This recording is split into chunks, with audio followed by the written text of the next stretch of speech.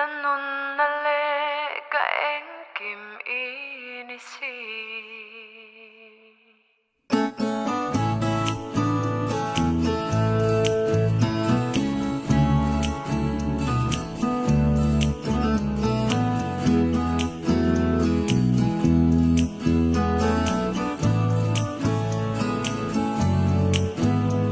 Chana in bulkan chana limin na top khar to ngeyang sutin na dam ngeyang kathin lung hi mangai na khurat la hi in chir ni kan nei lo ne ka kya ma hian nangi om chung chuan min mo chiat phal lovin ikut ne min lana I chang ne ma min pom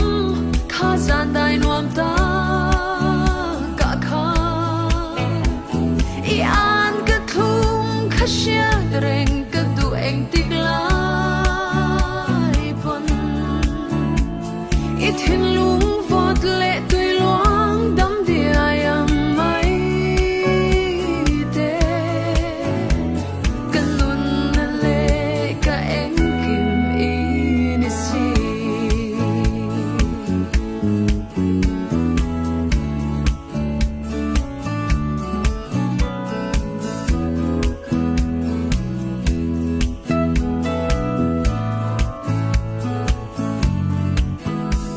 Min ngai sa tur le ka ta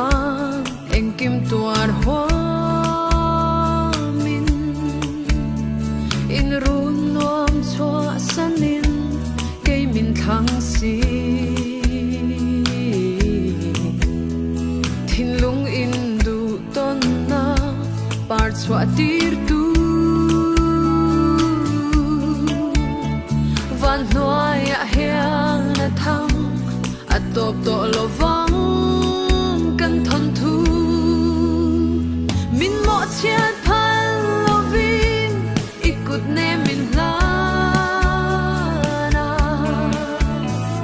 I chang ne ma min pom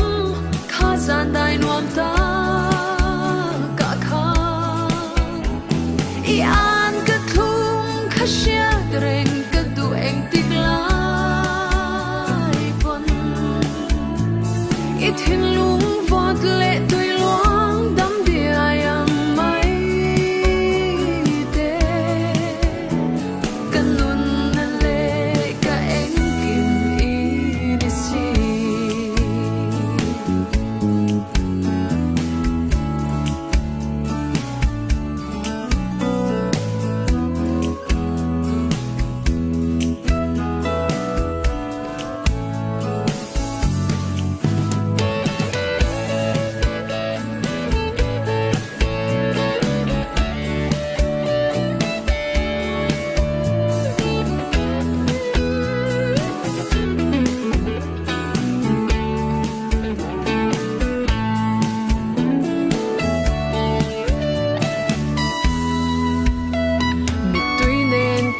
Thon thu